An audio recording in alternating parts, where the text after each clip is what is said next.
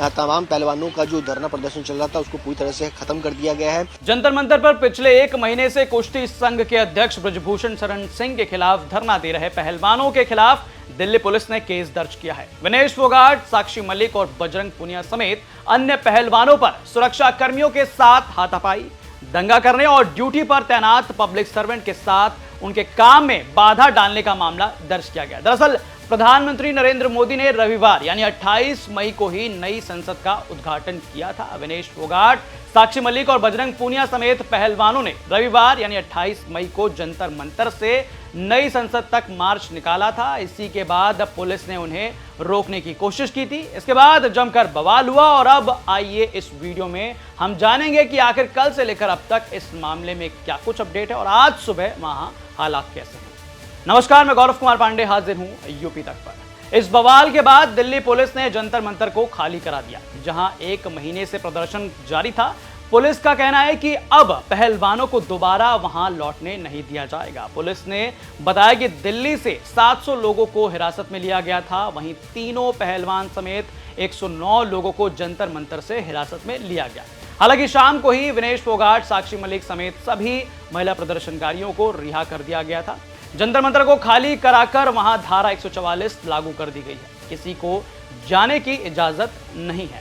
विपक्षी दलों ने पहलवानों के साथ कथित मारपीट के मामले में केंद्र सरकार पर हमला साधा। पहलवान 23 अप्रैल से जंतर मंतर पर कुश्ती महासंघ के अध्यक्ष रहे ब्रजभूषण शरण सिंह के खिलाफ मोर्चा खोले हुए हैं। पहलवानों ने ब्रजभूषण सिंह पर यौन उत्पीड़न का आरोप लगाते हुए उनकी गिरफ्तारी की मांग की। Special commissioner of police Deependra Pathak ने बताया कि प्रदर्शनकारियों ने बार बार अनुरोध और चेतावनियों को नजरअंदाज किया। उन्होंने रोकने की बहुत कोशिश की और रोकने वाले जो पुलिसकर्मी थे उनके साथ कुश्ती की। उन्होंने कहा कि रविवार का दिन देश के लिए एक महत्वपूर्ण दिन था, क्योंकि संसद के नए भवन का उद्घाटन होना था और जंतर मंतर पर प्रदर्शनकारियों को चेतावनी देने और बार बार आग्रह करने के बाद भी प्रदर्शन स्थल से आगे बढ़ने की कोशिश पहलवान करते रहे। पहलवानों ने अत्यधिक गैर जिम्मेदाराना रवैया दिखाया। देखिए, खिलाड़ियों का बहुत आदर सम्मान है, लेकिन आज न्यू पार्लियामेंट बिल्डिंग का इनॉग्रेशन है। ये एक बहुत ही महत्वपूर्ण प्रोग्राम है। इसमें हम किसी भी तरह के विघ्न बाधा को नहीं होने देंगे और दिल्ली पुलिस का मुकम्मल पर्याप्त इंतजाम है। Entire Delhi police is on toes, जो चाहे बॉर्डर हो, चाहे मिड में हो या कम से कम प्लेस ऑफ फंक्शन नई दिल्ली के आसपास का इलाका हो, तो लगभग पूरी दिल्ली पुलिस जो है वो उसका डिप्लॉयमेंट है और स्पेसिफिक स्ट्रैटेजिक डिप्लॉयमेंट भी बहुतायत में है। 8-10 हज़ार के करीब हम लोगों ने लगाए हुए हैं जो स्ट्रैटेजिक लोकेशंस पे, ये इंश्योर करने के लिए कि जो ये फंक्शन है इसमें जो कॉल है कि धरना प्रदर्शन का, वो ना होने पाए और ये एक सुरक्षित वातावरण में बिना किसी विघ्न, बिना किसी बाधा के ये संपन्न हो सके। वहीं इसके बाद ओलंपिक पदक विजेता साक्षी मलिक ने ट्वीट कर जंतर मंतर पर अपना धरना जारी रखने की कसम खाई। उन्होंने ट्वीट कर लिखा कि हमारा आंदोलन खत्म नहीं हुआ है, हम अपना सत्याग्रह जंतर मंतर से शुरू करेंगे। इस देश में तानाशाही नहीं होगी, बल्कि महिला पहलवानों का सत्याग्रह होगा।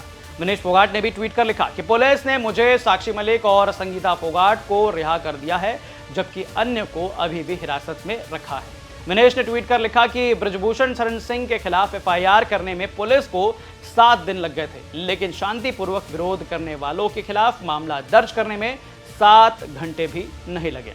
पुलिस ने दावा किया कि पहलवानों ने बैरिकेडिंग को तोड़ा, दुर्व्यवहार किया और महिला कांस्टेबलों समेत अन्य पुलिस कर्मियों के साथ धक्का मुक्की की। इसके बाद पुलिस ने धरना दे रहे पहलवानों और उनके समर्थकों के खिलाफ मामला दर्ज किया। पुलिस के मुताबिक जंतर मंतर पर पुलिस कर्मियों के साथ हुई हाथापाई के मामले में पहलवान साक्षी मलिक, विनेश फोगाट, बजरंग पूनिया और संगीता फोगाट और अन्य लोगों के खिलाफ नई दिल्ली के संसद मार्ग पुलिस स्टेशन में प्राथमिकी दर्ज की है।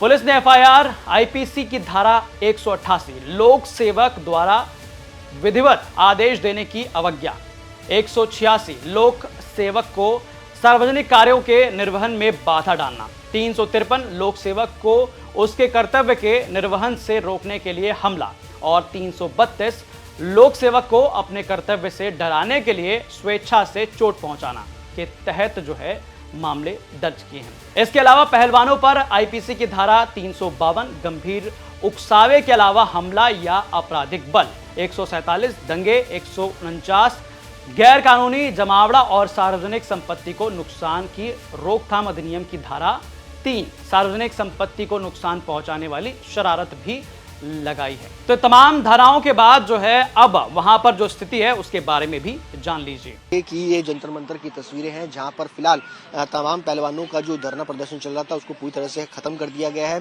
यहां अगर बात की जाए तो सेक्शन 144 इम्पोज किया गया। किसी भी शख्स को फिलहाल जंतर मंतर और उसके आसपास एरिया में जाने की इजाजत जो है वो दिल्ली पुलिस की तरफ से नहीं दी गई है।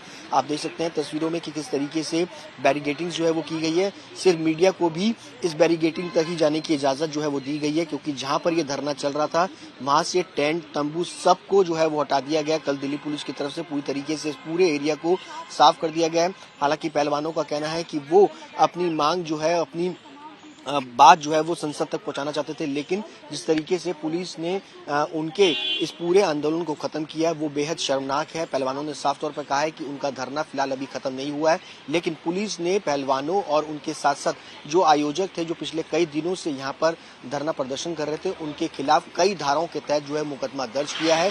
फिलहाल अब देखना होगा कि आखिरकार पहलवानों का इस पूरे मामले पर आगे रुख क्या रहता है। तो कल से लेकर आज सुबह तक का पूरा हिसाब किताब ये रहा किस प्रकार से वहां पर बवाल हुआ। बवाल के बाद हिरासत में लिए गए पहलवान और हिरासत के बाद जब वो रिहा हुए तो रिहा होने के बाद उन्होंने भी कसम खाई कि आगे प्रदर्शन जो है वो जारी रहेगा। और उसके बाद पुलिस ने किस प्रकार से आज धारा 144 वहां पर लगा दी है, बैरिकेटिंग्स लगा दी है कई लेयर्स में, और वहां पर किसी को भी जाने की अनुमति नहीं दी जा रही है। तो आपकी इस पर क्या राय है हमें कमेंट करके जरूर बताएं और तमाम खबरों के लिए आप देखते रहें यूपी तक। धन्यवाद।